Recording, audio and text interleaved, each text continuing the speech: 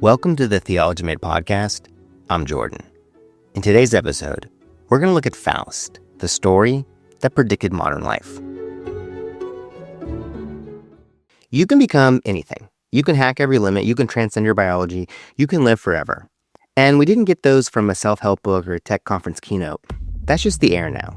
We swallowed an entire cosmology, a whole vision of what human beings are, what they're owed, what's possible, and we didn't notice it happened because it came through our phones, our gyms, our biohacking podcasts, our Silicon Valley mythology, and all of it pointing the same direction. More, beyond, transcendent, limitless. 500 years ago, Europe told a story about a man who believed exactly the same thing.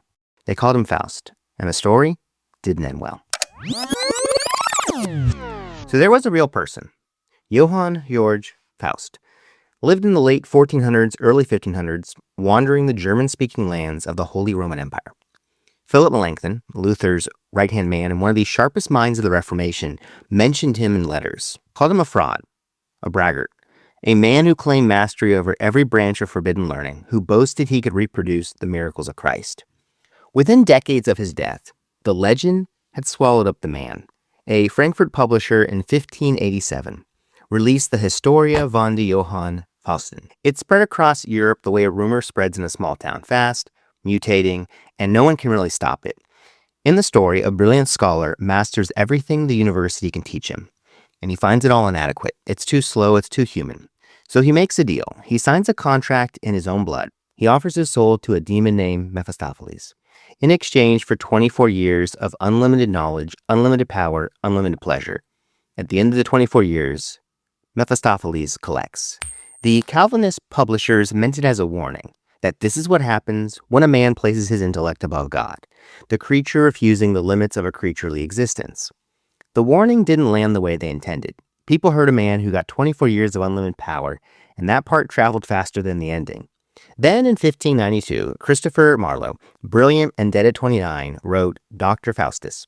When Faust asks Mephistopheles what it's like to be damned, the demon says, "Why, this is hell, nor am I out of it." Mephistopheles isn't hiding anything. He knows exactly what the deal costs. Faust just can't bring himself to believe the consequences will apply to him, which is exactly how every person who's ever made a terrible trade has justified it. By 1808, Goethe, the greatest writer in the German language, publishes his Faust. His version, though, does something the original never imagined. His Faust gets saved. Goethe inverted the whole story. Same deal, same contract, but in his telling, God bets Mephistopheles that he cannot corrupt this restless soul because the insatiable striving in Faust, the refusal to be satisfied, the drive toward the infinite is in God's estimation something close to divine. Whoever strives with all his heart, we are allowed to save. And the morality tale became a romantic gospel. This relentless human striving towards the infinite is what makes us worthy. Never being content, always refusing the given, this is the highest human virtue.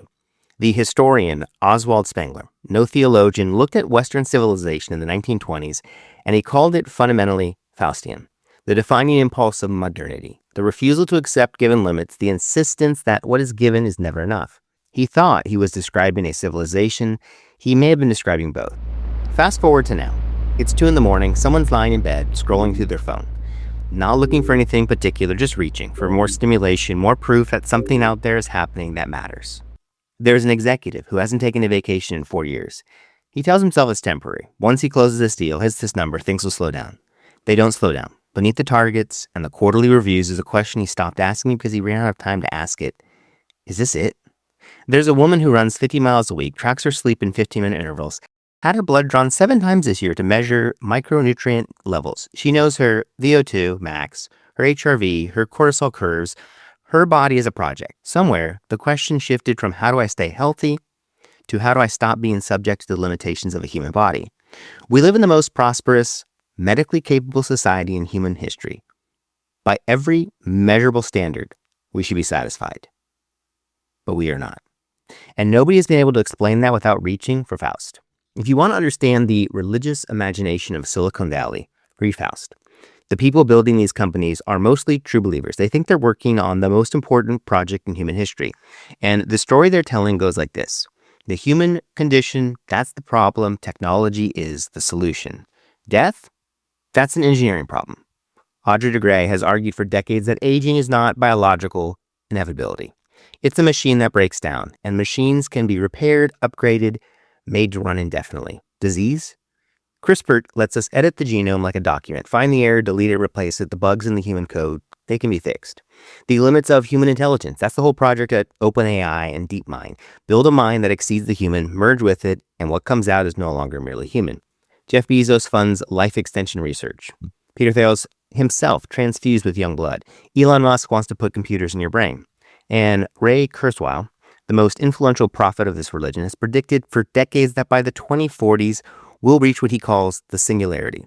The moment artificial intelligence surpasses human intelligence, the moment we build a god and then merge with it. Kurzweil has said explicitly that he expects to be reunited with his dead father through digital reconstruction.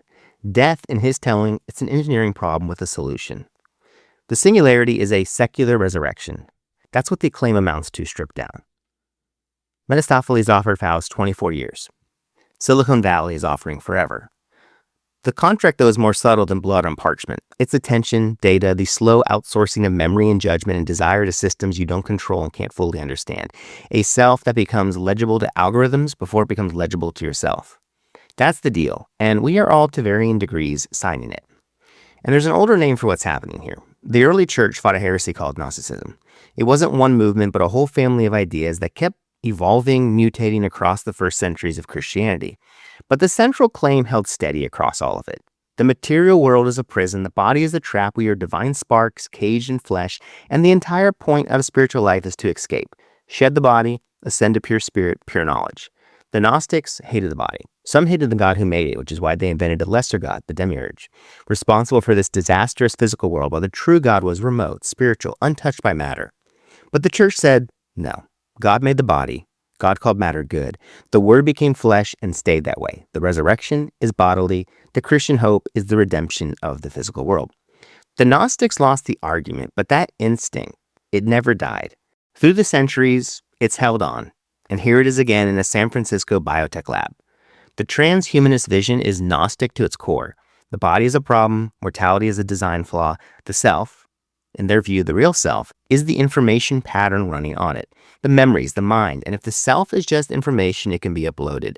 The flesh is a bad substrate, and we're building a better one. They call this substrate independence, which is a clean way of saying you don't need a body.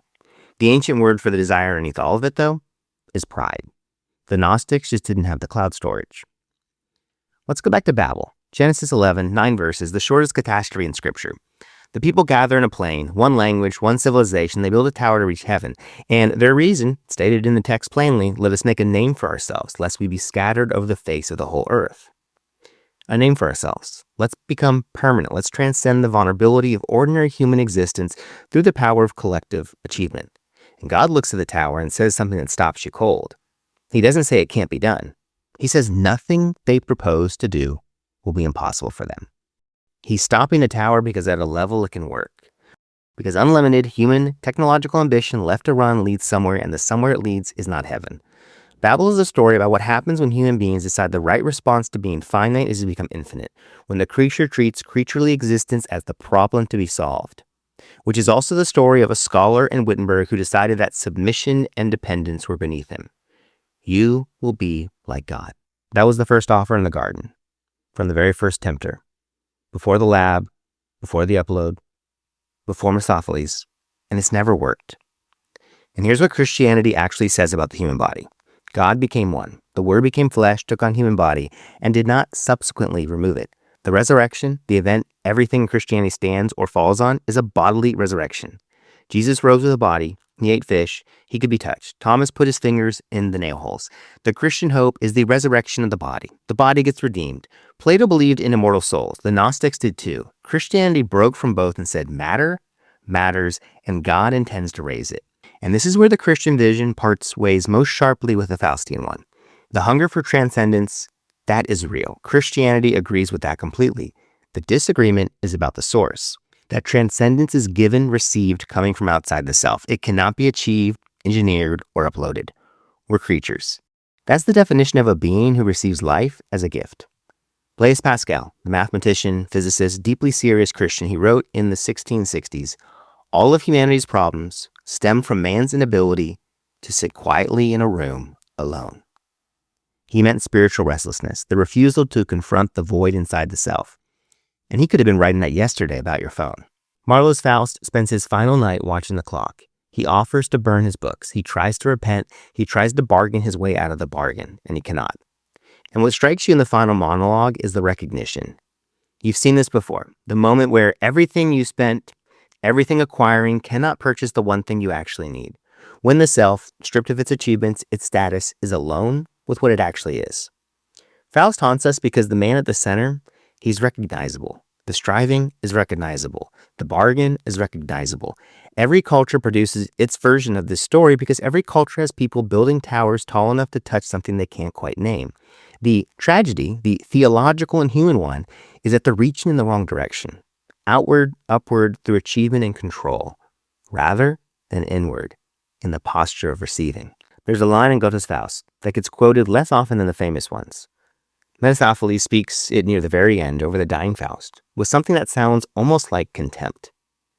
Had he been satisfied with the world, he might at least have been a man. We are building a world that calls mortality a design flaw and dependence a character defect, that treats limits as the only problem we're solving.